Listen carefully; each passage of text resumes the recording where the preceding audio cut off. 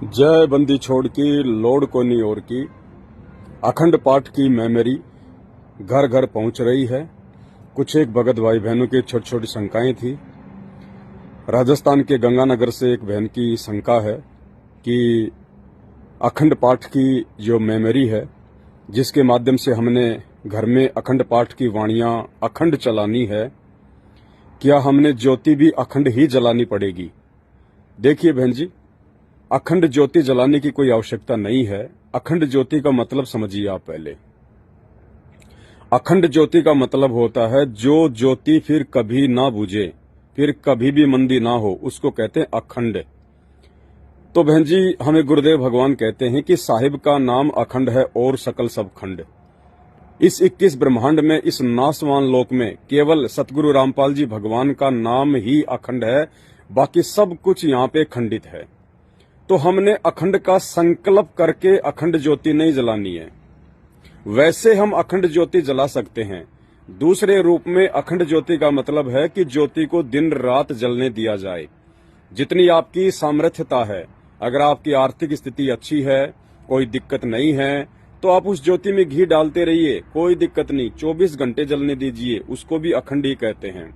जब आपने दीपक को साफ करना हो, ज्योति चेंज करनी हो, उस समय अगर वो मंदी भी हो जाती है, वो बुझ भी जाती है, तो कोई दिक्कत नहीं है, क्योंकि हमने ऐसा कोई संकल्प नहीं किया हुआ कि हम अखंड ही जलाएंगे। इसलिए आप अपनी आर्थिक सामर्थ्यता के अनुसार दिन रात ज्योति जलाइए, उसमें कोई दिक्कत नहीं है। जो भगत भाई बहन आर्थिक रूप से थोड़ा कमजोर हैं और वो 24 घंटे ज्योत नहीं जला सकते और उनके घर में अखंड वाणियां चल रही हैं, तो भी कोई दिक्कत नहीं है। जैसी आपकी आर्थिक स्थिति है, जैसी आपकी श्रद्धा है, उस हिसाब से आप अपना काम कीजिए। इसमें कोई बाध्यता नहीं है ऐसी। लेकिन जो भाई बहन समर्थ हैं, जिनकी आर्थिक स्थिति अच्छी है, वो तो कम से कम 24 घंटे दिन रात परमात्मा की ज्योत में घी डालें। लेकिन ये संकल्प नहीं करना कि हमने तो बुझने ही नहीं देनी है, ऐसा नहीं है। दूसरी बात, जैसे ही आपके घर पे परमात्मा की पाठ प्रकाश की 50 घंटे की अखंड वाणियां पहुंच जाएं, आपने अपने घर पर अखंड वाणियां किसी स्पीकर में चलाने से पहले आपने सबसे पहले गुरुदेव भगवान को दंडवत प्रणाम करना है। यदि आपने अकेले नाम उपदेश ले रखा तो अकेले ने, या पूरे परिवार ने नाम उपदेश ले रखा तो पूरे परिवार ने। सबसे पहले परमात्मा को दंडवत प्रणाम करके गुरुदेव भगवान को आपने पाठ प्रकाश का संकल्प करना है। सभी परिवार के मेंबर ने अलग अलग पाठ प्रकाश का संकल्प करना है। संकल्प हमने कैसे करना है? परमेश्वर जी को दंडवत करने के लिए हम घुटने के बल बैठें और मालिक से अरदास करें कि हे परमपिता परमात्मा, सारी सृष्टि के रचनहार सतगुरु रामपाल जी परमेश्वर, दास या दासी आप जी के चरण कमल में पाठ प्रकाश का संकल्प करता है। हे परमेश्वर, इस दास के पाठ प्रकाश को स्वीकार कीजिए। हे गुरुदेव, जब आप आश्रम में आ जाएंगे, उस समय जो भी पाठ प्रकाश का पैसा देना होगा, हम आपके हाथों में देंगे, हम आपके कर कमलों में देंगे, जो भी राशि आप कहेंगे। और परमेश्वर, आप जी हमारे पाठ प्रकाश को स्वीकार करें। उसके बाद अगर आपके घर पे चंवर है तो बहुत अच्छी बात है। उसके बाद संकल्प करने के बाद आप परमात्मा जी को चंवर करते हुए पाठ प्रकाश की वाणियों को शुरू करें। ये एक श्रद्धा है, ये एक भाव है, ये एक सम्मान देना होता है। जिनके घर पे चंवर नहीं है तो कोई बड़ी बात नहीं है, आप जी केवल दंडवत प्रणाम करके परमात्मा को पाठ प्रकाश का संकल्प करके पाठ प्रकाश की वाणियां अपने घर में जो है वो चला सकते हैं।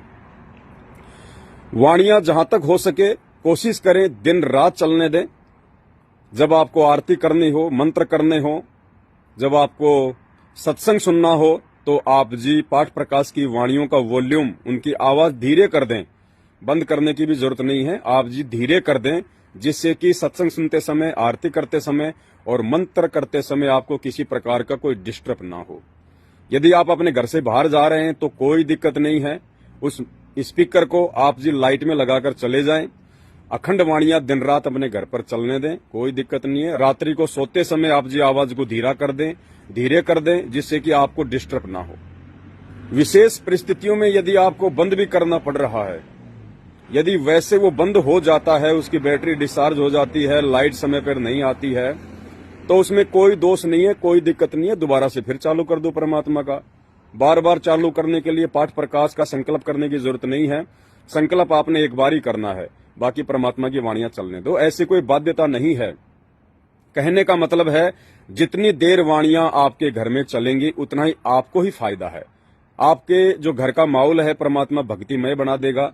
आपके घर में जो अनुपदेशी हैं, जो अभी परमात्मा की तरफ अग्रसर नहीं हो रहे हैं, उनके अंदर भी परमात्मा संस्कार पैदा करेगा। ये जो वाणियां हैं ये अखंड वाणियां हैं और सारी सृष्टि के मालिक अधिकारी सतगुरु रामपाल जी के मुख कमल से उच्चारित हैं। परमेश्वर कहते हैं ये वाणियां तो पेड़ पौधों से लेकर पशु पक्षियों पर भी असर करेंगी, जबकि वो तो मानव शरीरधारी इंसान हैं जो अभी आपके घर के मेंबर है, जिन्होंने नाम दीक्षा नहीं ली है। तो इन वाणियों का धीरे धीरे उन पर भी असर होगा। एक उदाहरण के तौर पर समझिए, जब आपके घर में अखंड वाणियां शुरू हो जाएंगी तो परमात्मा कहते हैं जैसे किसी पड़ोसी के घर में रोजाना हलवा बनता है तो हलवे का स्वाद तो वही चखेंगे, लेकिन महक आपके घर पर भी आएगी। एक दिन आएगी, 2 दिन आएगी, 4 दिन आएगी। एक न एक दिन आप अपनी माँ से, अपनी बहन से या अपनी पत्नी से जरूर कहेंगे कि आज तो अपने भी हलवा बना लो, क्योंकि वो महक ने आपको बाध्य कर दिया। ठीक इसी प्रकार जिस घर में सतगुरु रामपाल जी भगवान का सत्संग चलता है, उनकी आरतियां होती हैं, उनके मंत्र जाप होते हैं और ये अखंड वाणियां चलेंगी तो आपके आड़ोसी पाड़ोसियों पर ये सूक्ष्म रूप से प्रभाव करेंगी, जैसे हलवे की महक सूक्ष्म रूप से आपके पाड़ोसियों को प्रभावित करती है। और एक न एक दिन उन आत्माओं के अंदर भी परमात्मा से जुड़ने की इच्छा प्रबल हो जाएगी। क्यों? क्योंकि सूक्ष्म रूप से उनके संस्कार मजबूत हो जाएंगे। और जिस घर में ये वाणियां चलेंगी उस घर का तो परमात्मा धीरे धीरे माहौल ही चेंज कर देंगे। ये काल बलि आपके घर के आसपास फटक भी नहीं सकता।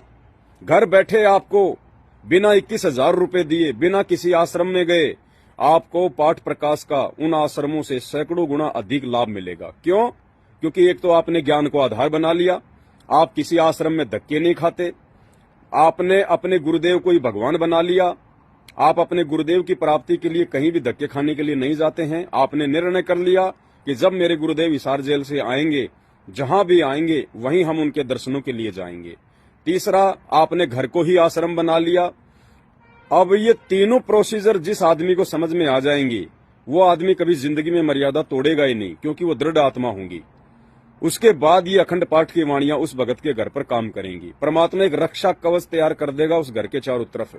आने वाले इस विनाशकारी समय में काल उस घर के आसपास फटकेगा भी नहीं, बल्कि आड़ोसियों पाड़ोसियों तक की रक्षा होगी। इतना प्रभाव इन अखंड वाणियों का है, जिन अखंड वाणियों के लिए हम सतलोक आश्रम मैनेजमेंट वालों के पास जाकर, उन मर्यादा विहीन लोगों के पास में जाकर, कबड्डी के मैच खेलने वालों के पास जाकर, बैडमिंटन के बड़े बड़े स्टेडियम बनाने वालों के पास जाकर, भक्तों को बीजेपी और कभी कांग्रेस को वोट डलवाकर उनकी मर्यादा तुड़वाने वाले मर्यादा विहीन लोगों के पास जाकर 21,000 रुपए दान का देकर फिर उस दान का दुरुपयोग हो, ऐसे लोगों के पास जाकर हम ये पाठ प्रकाश करवा रहे थे। अब हमें उनसे कहीं ज्यादा लाभ घर बैठे इन अखंड वाणियों के माध्यम से, जो परमात्मा जी के मुख कमल से पाठ प्रकाश होगा, अखंड वाणियां चलेंगी, उन आश्रमों से कहीं ज्यादा लाभ आप अपने घर बैठे प्राप्त कर पाएंगे। तो जिन जिन भगत भाई बहनों के घरों पर ये अखंड वाणियां पहुंच चुकी हैं, डाक के माध्यम से या कोरियर के माध्यम से, वो भाई बहन इस प्रकार से इस प्रोसीजर को शुरू करें। बहुत ही सहज मार्ग है, आपने ज्यादा दिमाग लगाने की जरूरत नहीं है। आपने केवल अपने गुरुदेव को भगवान मानने की, ज्ञान को आधार बनाने की और घर को आश्रम बनाने की जरूरत है। और पल पल मर्यादाओं का ध्यान रखना है, डर डर के भक्ति करनी है कि भगवान कोई मर्यादा ना टूट जाए। भाई और बहनों, ये वर्तमान का जो समय है ना, अब ये समय वो है, इस समय यदि हमसे जरा भी चूक हो गई परमात्मा माफ नहीं करेगा। 30 साल हो गई गुरुदेव भगवान को धक्के मार मार के हमें यहाँ तक लेके आए हैं। अब परमात्मा नहीं देखेगा, अब तो सीधम सीधा, बिल्कुल सीधे सीधे का काम है। अब यदि दुर्घटना घटी तो कहते हैं ना कि सावधानी हटी और दुर्घटना घटी। अब आपने बहुत जागरूक, बहुत ज्यादा सजग होकर आगे इस मार्ग पर चलना है, ताकि हमसे किसी भी प्रकार से मर्यादा खंडित ना हो जाए, हमारे गुरुदेव भगवान हमसे नाराज ना हो जाएं, हमारी बनी बनाई भक्ति का सत्यानाश ना हो जाए। बहुत सावधानी से आगे बढ़ना है, हमने गलतियां नहीं करनी है। परमात्मा ने आप और हम साध संगति से जुड़े हुए सत्सेवक भाई बहनों को समझदार बना दिया है। परमात्मा ने हमें अन्य आत्माओं से अधिक जो है समझदार बना दिया है। और समझदार बच्चा यदि गलती करेगा तो वो जानबूझ के की गई गलती में आती है, और जानबूझ के की गई गलती की फिर माफी नहीं होती है। फिर तो परमात्मा कहते हैं, जानबूझ सांची तजे और करे झूठ से ने, जाकी संगत है प्रभु शौपन में भी ना दे। तो भाई और बहनों, बहुत सावधानी से आगे बढ़ना है। हमने कहीं भ्रमने भटकने की जरूरत नहीं है।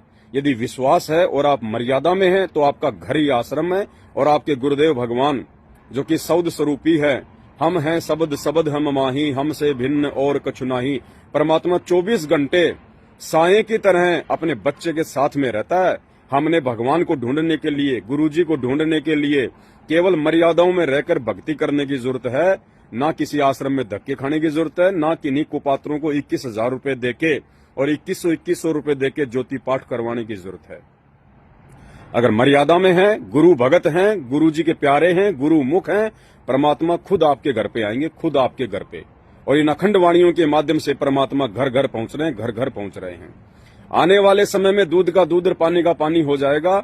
आप स्वयं देखेंगे कि जो व्यक्ति ज्ञान को आधार बनाकर, घर को आश्रम बनाकर, गुरु को भगवान बनाकर, जो अपने घर बैठकर मर्यादा में रह के भक्ति कर रहे हैं, उनको परमात्मा कैसे काल के जाल से बचाएगा। और जो आत्माएं आज इन कुपात्रों को ज्योति पाठ का 21,000 रुपए, 2100 रुपए देके अपनी मर्यादा तोड़ रहे हैं, उन फर्जी आश्रमों में धक्के खा रहे हैं, ना वो सही से भक्ति करते, ना आरती करते, ना उनको विश्वास, ना वो मर्यादा में रहते, उनके साथ आने वाले समय में, उस विनाशकारी समय में क्या बीतेगी, ये आप अपनी आंखों से देखोगे। इसलिए सोचने और समझने का समय आज है। कल को समय बीत जाने के बाद में फिर कुछ हाथ नहीं लगेगा। तो ये छोटी छोटी बातें हैं, सभी भाई बहन ध्यान रखें। बाकी बीच बीच में परमात्मा जी के आशीर्वाद से दास आप सभी भगत भाई बहनों को जो है जागरूक करता रहेगा। जय बंदी छोड़ की लोड कोनी और की, बंदी छोड़ सतगुरु रामपाल जी परमेश्वर जी की जय हो।